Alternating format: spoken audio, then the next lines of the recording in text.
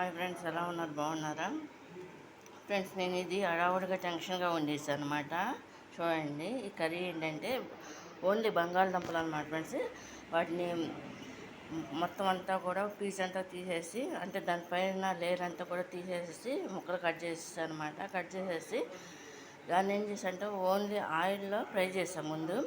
చేసేసి దాంట్లో సాల్ట్, కారం, పసుపు అన్నీ వేసి ఏం చేశాను అంటే అందులో ఏమి వేయలేదన్నమాట ఫ్రెండ్స్. నేను సాల్ట్, కారం, పసుపు తప్ప, ఆయిల్ తప్ప ఇంకేమీ వేయలేదన్నమాట. ఆనియన్స్ కానీ, కరివేపాకు కానీ, పచ్చిమిరకాయలు కానీ ఏమీ వేయలేదన్నమాట ఫ్రెండ్స్.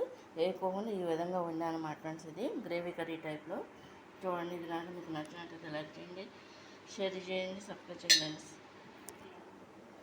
అంటే తమ్ముడు వస్తున్నాడు, లేట్ అయిపోద్దని చెప్పి ఎగ్జామ్స్ జరుగుతున్నాయి వాళ్ళ కాలేజీలో. రిజర్వేషన్కి వెళ్ళాలి కదా అక్క అని చెప్పేసి అన్నారన్నమాట. తొందరగా చేసేస్తున్నమాట.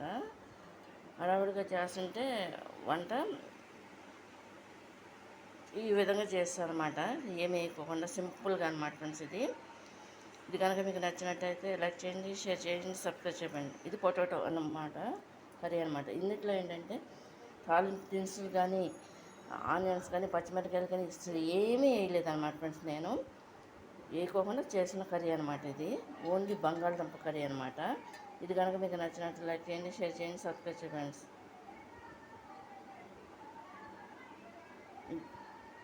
ఏంటంటే హడావుడిగా చేస్తాను అనమాట ఎప్పటికప్పుడు.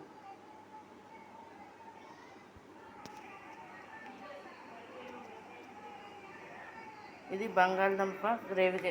లాస్ట్లో ఏంటంటే ఫ్రెండ్స్, మర్చిపోయి చెప్పడం, వాటర్ మాత్రం పోసాను అనమాట ఫ్రెండ్స్. ఇది పోసేసి ఈ విధంగా దించేసాను అనమాట ఫ్రెండ్స్. ఇది కనుక మీకు నచ్చినట్లు లైక్ చేయండి, షేర్ చేయండి, సబ్స్క్రైబ్ చేయండి ఫ్రెండ్స్.